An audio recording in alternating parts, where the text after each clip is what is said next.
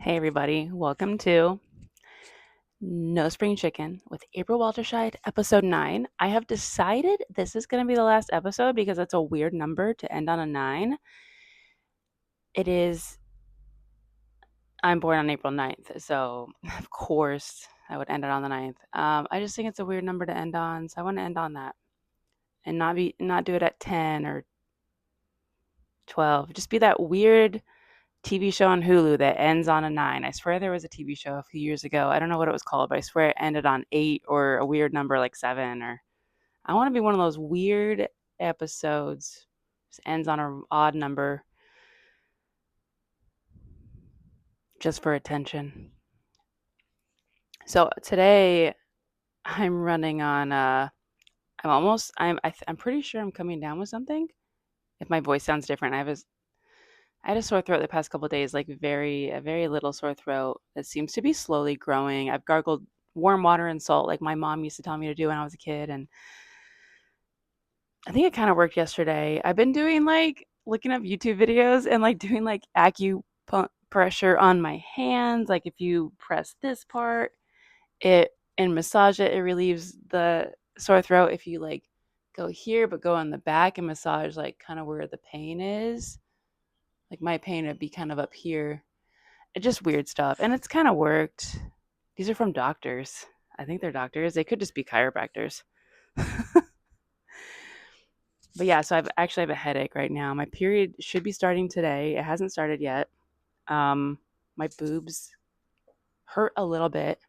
They used to hurt at least 3 or 4 days before my period. They would get my boobs would like balloon up, and I had boobage, and I'd around my period I was like, yeah, I have big boobs, but I'd still like just be annoyed with it days before it started because it's just annoying. It's a weird like I know you're almost here, like just get here already, start, get it over with. But now my boobs like hurt for maybe a day or two and then it starts. And I just kind of miss the time I had when I could look in the mirror and be like, I have boobs, whoa. Push them together, take really good photos for my boyfriend at the time. I haven't had a boyfriend in, yeah, like 10 years or more, but I have some shots on my one of my old hard drives from my computer. I have some model shots because patriarchy, I guess. It's not like, just we used to think beauty was value. It is not. And now we know that. But I mean, guys probably wish they were beautiful and people paid to see them that way. And I get it. You want what women have, but you want to date other men, technically, even though you're straight. Yeah, I get it. That's the whole thing. You'd rather you find women attractive or a woman attractive, you want to be around her if she's not attractive and valuable in that way. Don't want to be around her, just want to be around your bros. I relate to that. I just want to be by myself or with people who are nice. So I get it. People I can relate to. Guys, I brought a boba tea. Um, I ordered a boba tea, like a lychee green tea. And then I thought, okay, let me get one to go for the podcast. This is my second one today, so I don't scarf it down. It's been in the freezer. It's been like the ice is like melted and it's got red bean on the bottom and it's got an espresso shot, which I don't think I need today. But I do have a coconut water to back me up and hydrate me through this process. I don't know if I'll drink this whole thing, but I hope you grabbed a boba tea so we can kind of hang out and do the last episode of this season. And then a month later, maybe a month from now, I will start the podcast up again and do something different. I don't know what, but here we go. Got it. It's boba time. Mm-hmm. Matcha with red bean. I'm trying to do red bean to avoid the boba balls because red bean, still some sugar. I did 50% sweet on here. There's still some sugar, but there's more protein in the beans. That's why I chose it. It's really good. Mm. But yeah, so if this episode seems random at all, I just Got a headache. I got my period coming up. Have this espresso shot coming at me in a bit here. I'm not manic. I'm not bipolar, but I'm feeling like, is this what a manic person would feel like? But here we go. So this podcast is based on my manager, Tony, saying, hey, April, quit posting in your effing stories. Only post your comedy shows or a photo from your comedy show and ask people to sign up for your email list on there too. So that's why I have this podcast, so I could post more and not hide in my stories because I'm scared of being seen, I guess, apparently. And according to Whitney Euland of the Fame How to Be Famous on Instagram. Also, if you've noticed on my Instagram, I've been posting more videos. I'm actually doing it. I'm posting more like little sketches and then posting my stand-up clips, of course, because I'm mostly, you might see videos on Instagram. I don't really care that they're on there. The sketch ones, I care about like the stand-up ones being on there, but I posted some sketch ones recently on my Instagram because it's mainly because I'm also posting those same videos on YouTube that same day, and I'd rather monetize YouTube. So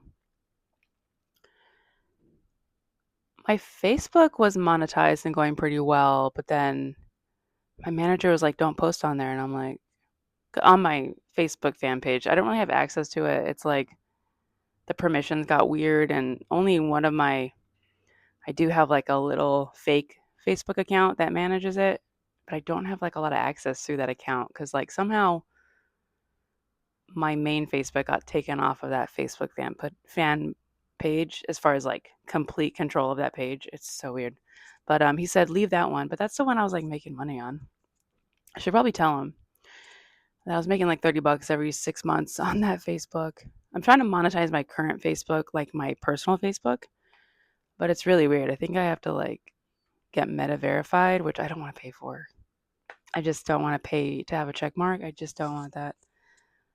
I think I probably talked about this like in episode 2 or I don't know. Oh, I did just have a comedy show. It went well. It went so well. My physical therapist and yeah, my physical therapist was there. 2 of my physical therapists showed up, and that was awesome. Yeah, I did, sprain my ankle and we have to start over again, but it was very fun. No, I didn't sprain my ankle, but we joked about that. Like, if they show up to my show, I'm gonna like injure myself, injure my ankle, and like all the physical therapy we're doing so I can not have ankle sprains gets erased because they showed up. Just knock on wood, knock on bone, knock on muscle. Here, you guys, I have a pet peeve. I was looking at my notes here. These are just notes I've been taking to talk about on the podcast. I have a pet peeve about people who say look to start a sentence. I'd rather you say because you're not sure, or you want to be humble. Like you're sure what you're going to say, but you want to be like so humble that you just like don't really know what you're going to say, but you're just going to be like let's say I hate milk because I'm vegan. And it hurts my stomach. Instead of saying like, look, I hate milk, I could be like, I just hate milk. It's not that I'm better than milk. It just hurts my stomach. Like I'd rather people say that than look when they're trying to prove a point. It's just annoying. But my dad, I think it's because my dad will say look a lot. When we're watching TV together, he will say, like, we're both watching, the same show, both watching, and he's just like, look at that duck. Look, whoa, did you see that? I'm like, yeah, right here. Stop it.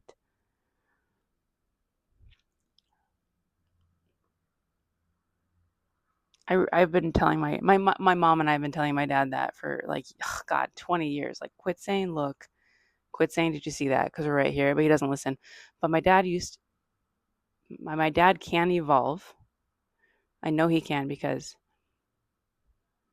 since like the past 5 years, maybe even longer, maybe since I was in 8th grade, He used to call Ontario, California and City of Industry, California, but mainly Ontario, California. He used to call it Los Angeles. And I'm just like, Dad, that's not Los Angeles. Like, if you say that, people can definitely tell you're not from around here if you care about that. He loves, Arizona like I do, but he hates LA. So that's why. I mean, Ontario is pretty clean compared to LA. I'm like, if this is LA, then then LA is doing great. But after, yeah, years of saying that, he actually sent a text recently on our family group chat where he said he called Ontario, Ontario instead of LA. And I was so proud of him. So he is capable of evolving, even though he might be a narcissist.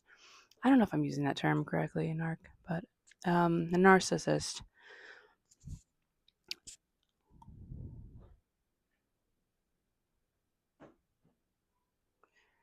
Oh, here's something.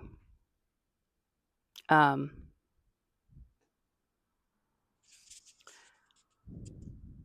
so you guys remember, like on my first episode, I talked about the stuff on my wall. I have these affirmations. You can probably see it in the podcast thumbnail. There's way more now, but there's affirmations on the back of my wall, and there's one that I read during that episode where it said like I took it down, but it was like I choose to be like arrogant and confident and believe in myself 24/7 because, it's really hard to do that 24/7. It's really hard to keep that up, but if you're like you're a narcissist, it's easy, I guess. Um I could be wrong about that, but um it's not to say I'm better than them, but I could be wrong. I'm trying to be humble. So, okay, I get a text. This was like, I don't know, 2 weeks ago. I get a text from my roommate who's usually here, but he's working in Utah. So he's renting out a room. And we have another room that's just that a male roommate lives in. And at the time, another female roommate lived in this one that my Utah roommate rented out. I'm in the living room. So the third room is the living room. That's where I'm at. I have a curtain and a really nice curtain that has fallen down once. But I took this like affirmation. I just rewrote it to like I believe in myself. I'm looking at it right now on my wall. It says I believe in myself with a heart 24/7. And my period's about to start, so I'm having trouble actually. But I threw it in the trash, and I think I threw it and it landed on his pizza box, like his empty pizza box, the male roommates. And he's a chef, and he's just like easily offended, and I don't know, blame stuff on people randomly. Um, it's really toxic. But he saw that the next day, and I guess he took a photo of it, sent it to my roommate in Utah. My roommate in Utah texted me like, "Hey, do you know about this?" And it was my affirmation on the pizza box because it was like there's tape on the back of it, so it had stuck to the pizza box. And it's like deep in the trash though. And I was like, "Oh yeah, I booked a commercial doing that. Like I booked a bubbly commercial. I'm trying to like these are affirmations to like some of them say like I choose to be on the new Office spinoff as a lead because I submitted for that by mail and email. Don't know if I'm gonna get it, but it's called The Paper, I think. But I had stuff like that on here, and at the time, I had one about like I'm gonna book a commercial, a national commercial. I choose to book a national commercial. It happened within like a week, but I had done some other things to change my to make that happen, like changed how I auditioned, and you kind of have to also take some action, like physically, um, with these affirmations. But I told my roommate that, and then he's like, "Oh, okay." And then I walk out of my curtain and I see on the door of the female roommate, the male roommate, who again is easily offended, blame shifts. He had stuck. I think he talks about himself and boasts about himself and talks about how great he is. Whenever you run into him, if you talk to him, he treats you like a wall and just talks at you like bragging about himself and how everyone at work sucks and he's the best or something. And he got someone fired who sucks or but he's probably really alone at work and no one talks to him. That's what he told me once. And I'm like, well, I see why. Okay. But he had posted the affirmation on her door. I saw that and I was like, wait a minute, because my roommate in Utah, when I said like, "Hey, who had texted you this photo?" He said it was the female roommate, and I was like, "Oh, I really thought it would be the male roommate. That's something he would do, but maybe I'm wrong." But then I looked at the photo closer, and I could see the male roommate's hand in the photo at the top, like just right here. And I was like, "Hey," to my Utah roommate, texting him. I'm like, "Hey, I think it was the male roommate," and he's like, "Oh yeah, you're right." I'm like, "Okay, don't lie to me." But I can tell, if someone's lying. But anyways, I the female roommate at the time, she was very similar to the male roommate, just very similar, like talking about themselves and like how great they are, like she's really close to God. She's like almost a saint. Like that's her boast, is that she's like almost a saint because she's learning how. And I don't know if she really is learning how. I don't know, but um but I took it off her door because I was like, she's not involved. This is doesn't involve her. She's moving out. I don't want her to deal with this. I tore it up. Um, and then I was just like, what the heck? But I'm also not surprised because I think we're like, he was, I guess, offended by whatever that said, and he thought it was her. He thought it was a female roommate putting that on his pizza box as a message. He thought she was sending him a message on his pizza box in deep down in the trash. He was like, she must be sending me a message. But I think people who are like really, I'm adjusting the brightness, into themselves, or like you would get, for me, I get offended by things that are like on Facebook. I would get offended by stuff that's maybe a peer doing better than me, or um like I might see a post and feel a little offended because I'm like, oh, but then it's like, okay, that might be how I see myself. Like that's why I'm offended. That's how I see myself. So I'm wondering if the male roommate just saw that and he's like, oh, that's how I see myself. How dare anyone else see themselves that way? Or he doesn't like it. Like maybe at work, there's a lot of egos, and I'm sure he's one of them, but I'm sure there's other egos at work because he works at a restaurant as a chef. So there's probably a lot of egos in the kitchen, and I don't know. It's not my job to find out why, but he's done weird things that are just stressful towards me and like other people. Um, but I had this like, I wrote down some things that I wonder, like, what is it like to be this male roommate who's like easily offended by everything? He thinks everything's about him, blame shifts. So I wrote some things down like, it makes me wonder, does the male roommate see a Colombian lawyer billboard outside in Los Angeles, take a photo of it, then text that photo to his friend Bill in Maryland or Virginia, who has nothing to do with this billboard, and scream at him, "Why did you post this about me? I'm making an example out of you." I mean, there was like nothing on my affirmation about him. There's no cartoon, there's no like image, there's no likeness of any kind about him on this affirmation. I didn't make like a doodle of his face or a cartoon of his face, or like he really took I wrote this down, I only hope to be as arrogant as him, which is why I have an affirmation wall with like, I don't know, 20 affirmations on it, 25. I just can't be arrogant for more than like 2 minutes, maybe five. I think my male roommate took "You're So Vain," the song, and turned it into "You're so vain. You probably think this affirmation is about you." It's just weird to like dig in the trash and like,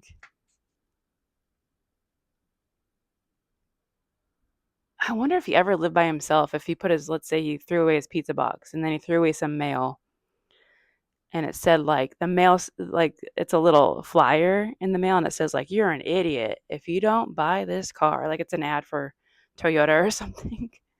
And it just like somehow sticks to his pizza box. I wonder if he ever lived alone and he threw away his own trash and he saw them sticking together, he'd be like, "Wait, I'm an idiot? Who put this here? Who said I'm an idiot? Toyota? Oh, I live alone. Oh, I did this to myself." Like, I wonder if he offends him. Like, if he lived alone, if he would just offend himself with stuff, he would just see stuff and just like be offended. But then he realizes no one lives with him. It's like nobody did this. You did it, or Toyota did it. Whoever it was.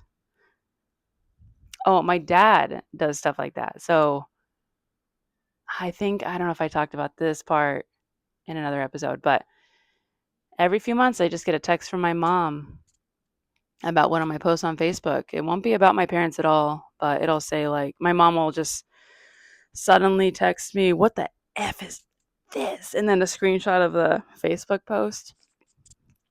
And then my mom and dad will call me together on like I've had these like family meetings my whole life, like my dad and my mom talking at me, or my dad. It's really my dad. It's all my dad. This is a mastermind of my dad. If my mom does anything, it's because my dad told her to do it. I'm gonna take a drink. This is intense.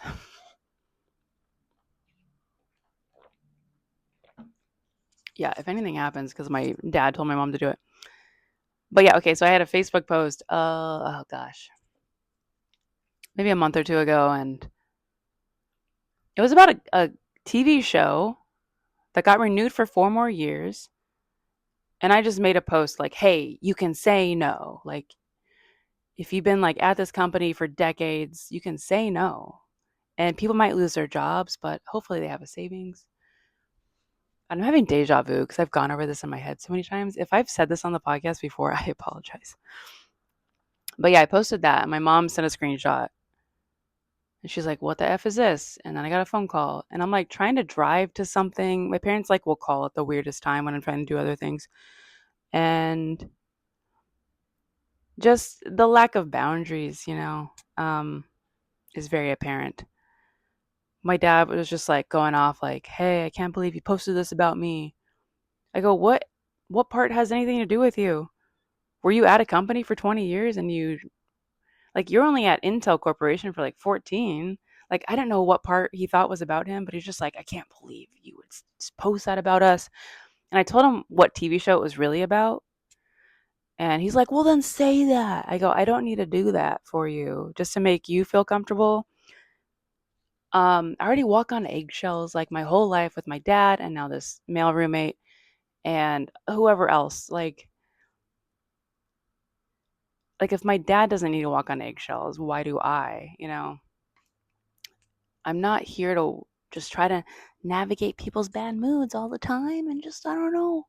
Oh, I gotta predict how they're gonna react. I'm in doing headspace meditation, and they talk about in a few of the headspace meditations like you can't predict how someone's gonna react, so you need to just like say what you need to say. And my dad does that very well. He doesn't care how I react. I was actually laughing at him because I couldn't believe he thought that post was about him, and I think they were thrown off by that. Because I can't imagine living my life thinking everything's about me. Like maybe I found maybe like 1 to 3 things that are huge things that are about me in my 40 years of life. And I wish there were more, but it's just not true.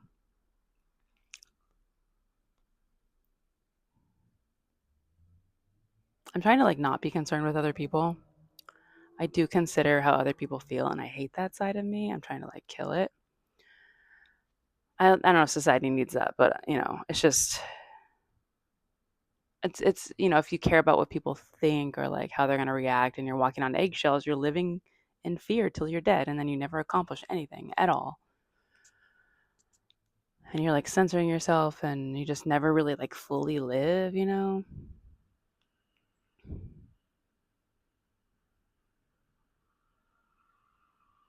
But yeah, I had this note in my notes. What people say or do is about them and what happened to them 5 minutes ago. It's not about you, no matter how much they pretend to make it about you. I'm quoting myself. Just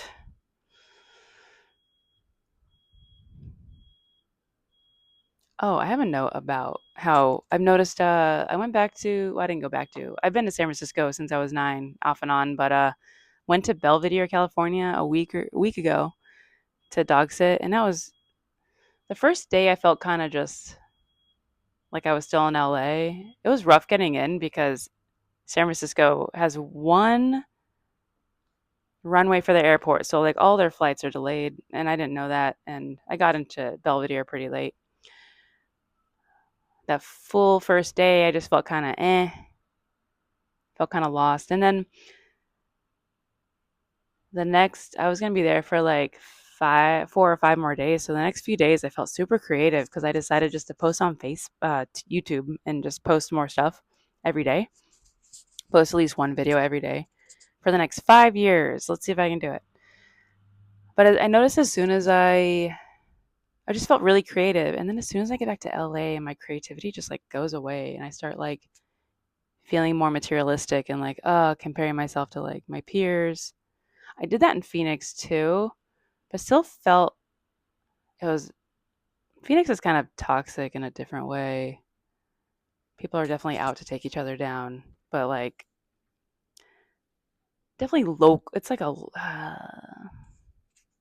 definitely local gossip sort of stuff. In LA, it's just like you just don't know what's going on. There's so much going on or not going on that it's hard to keep up.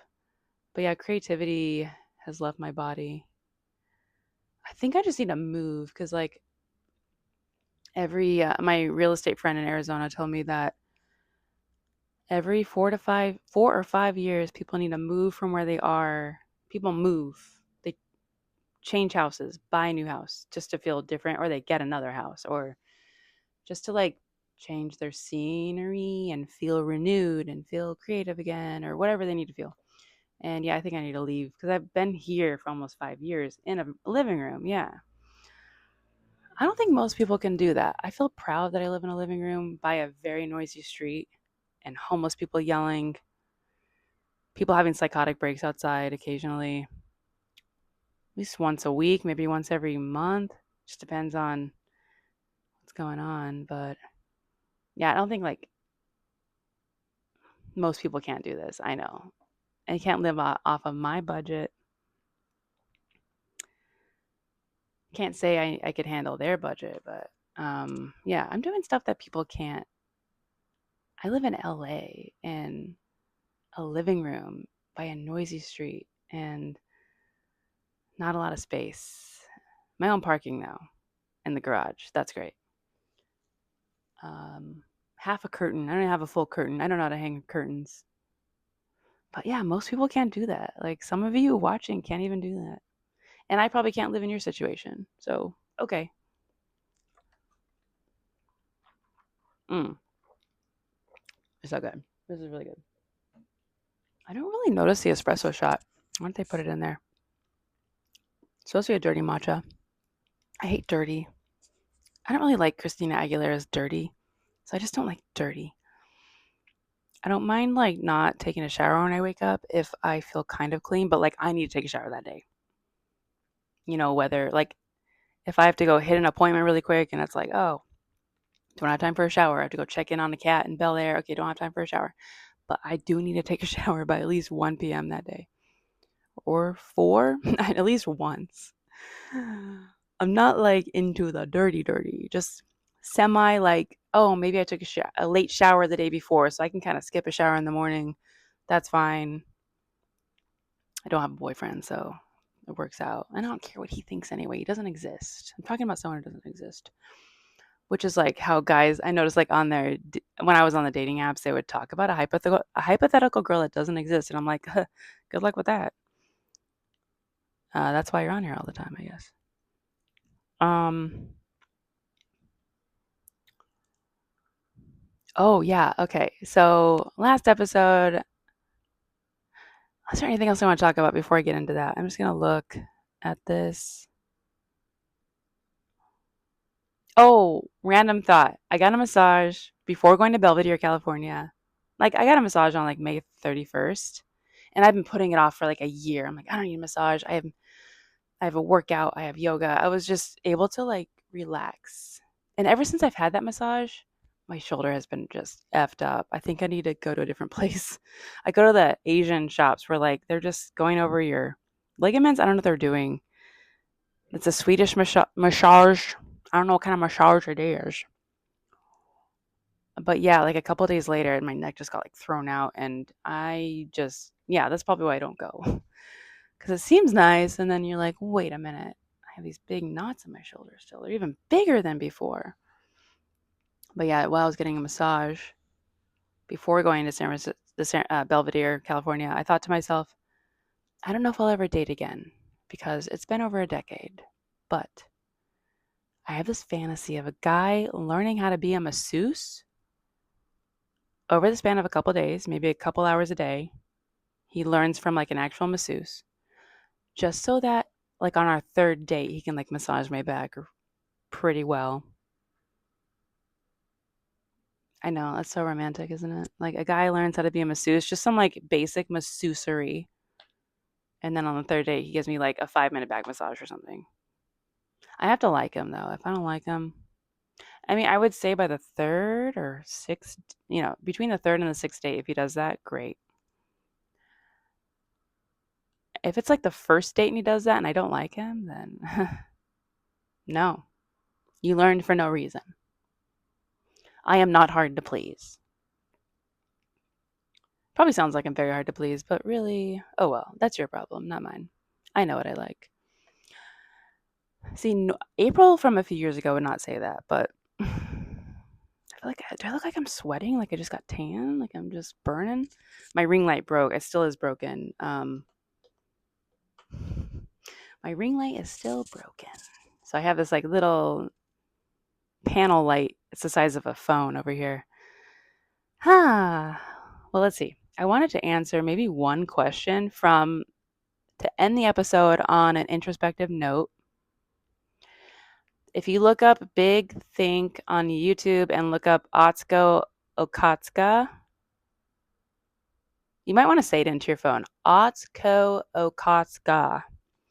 Sounds like Costco, Costco, Costco. Yes, I know. She's a comedian. She's Taiwanese, I think. I don't know. Sorry if I got that wrong. She might be a bunch of things. I don't know. But I just love her style. And I saw an old video of her where she didn't have the style she has now. And I was like, what? You've had an evolution of style?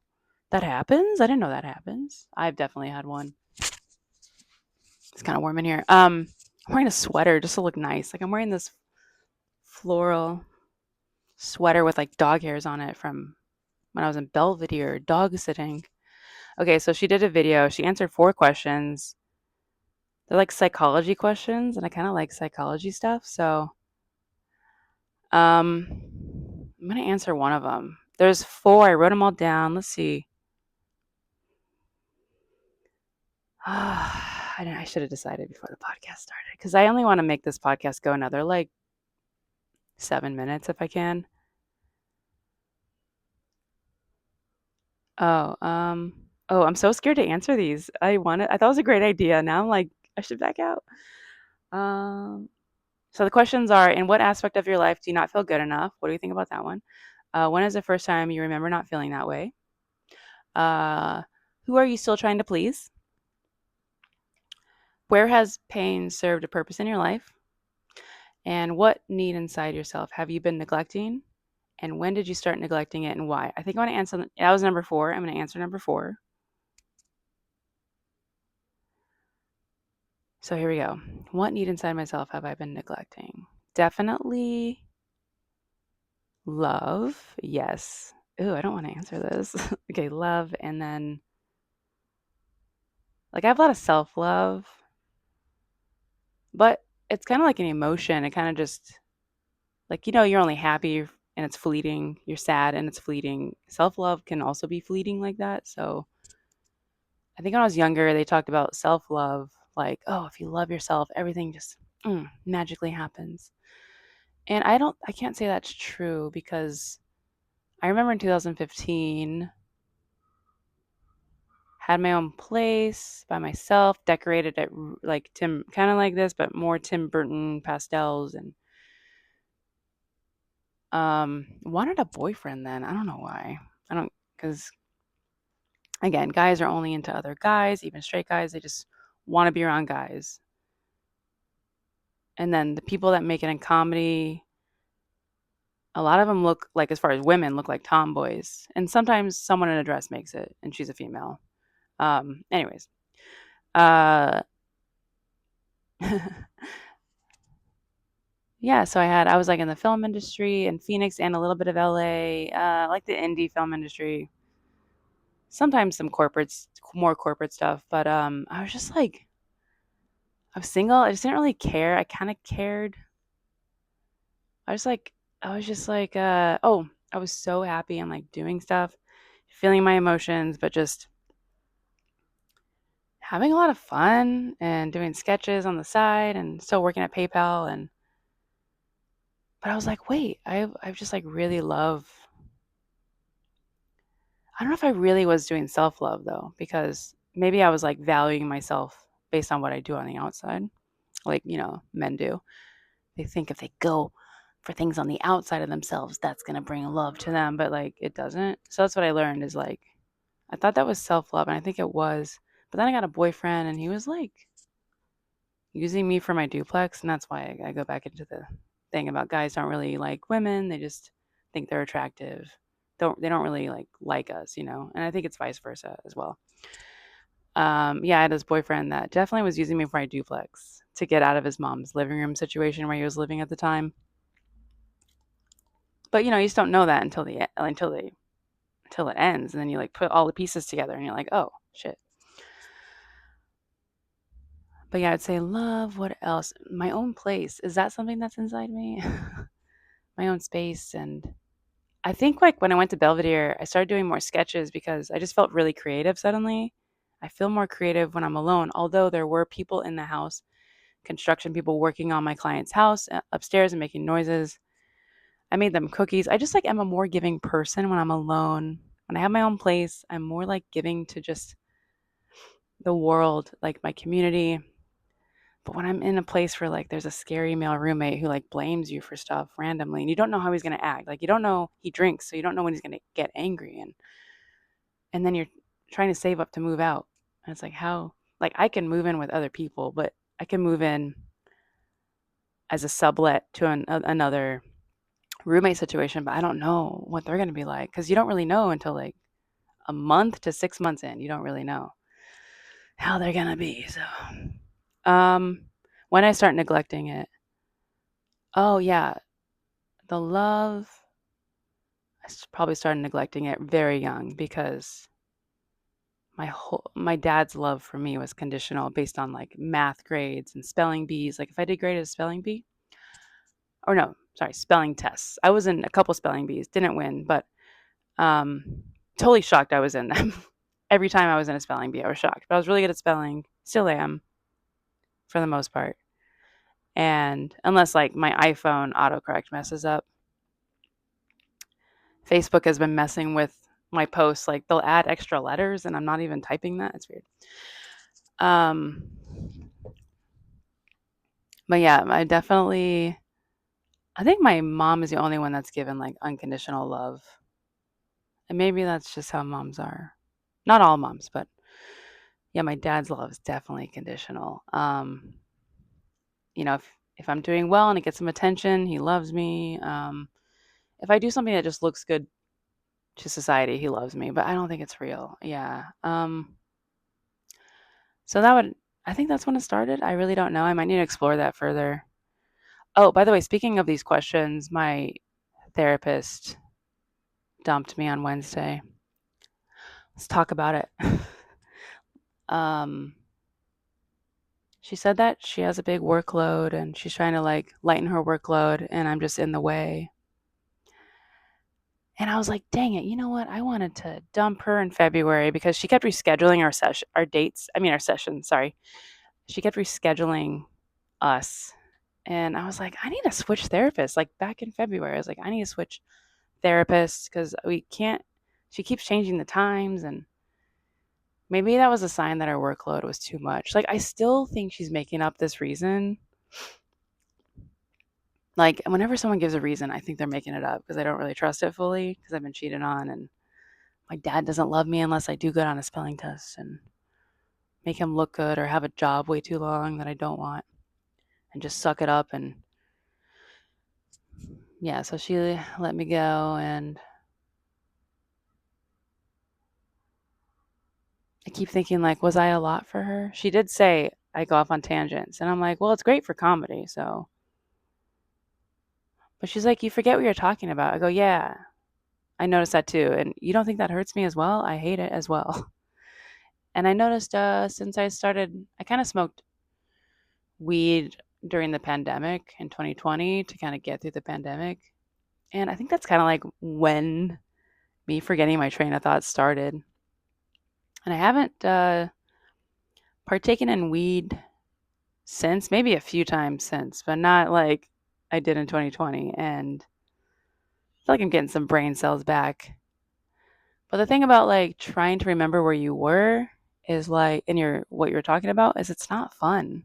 Being like linear completely is not fun. But I also told her I think my dad, he runs a business and he's just always talking like squirrel. Like I don't know how he runs a business and he's so like ADD or ADHD and OCD and possibly a narcissist. I don't know how he makes money at what he does. He's an engineer. He's on AutoCAD, draws a lot. I don't know how he even has had that business since 1998. I don't know because he bounces around way more than I do. Just talking about random stuff and like interrupting people and dumping on me. He dumps on me my whole life and then blames me for stuff and then runs off and lives his life. Like he dumps his anger on me, then is free to go live his life. And I'm like, that's not how it works. You don't do that to kids. You don't do that to kids/kids who grow up to be 34 years old. You don't do that. Well, what a great note to end this on. Thank you guys for watching. I hope you subscribe. Oh, I do have a comedy show coming up at Comedy Chateau.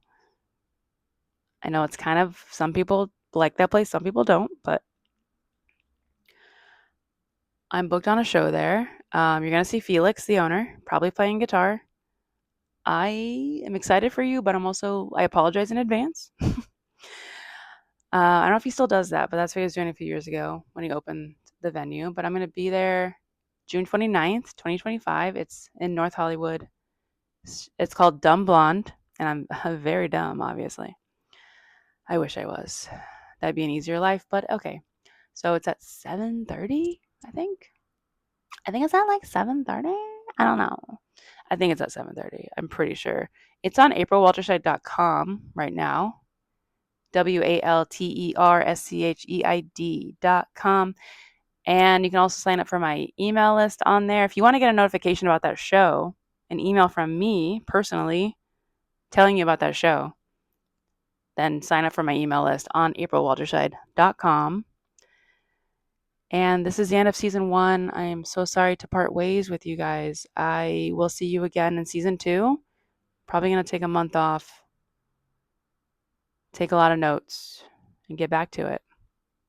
I hope you'll be there.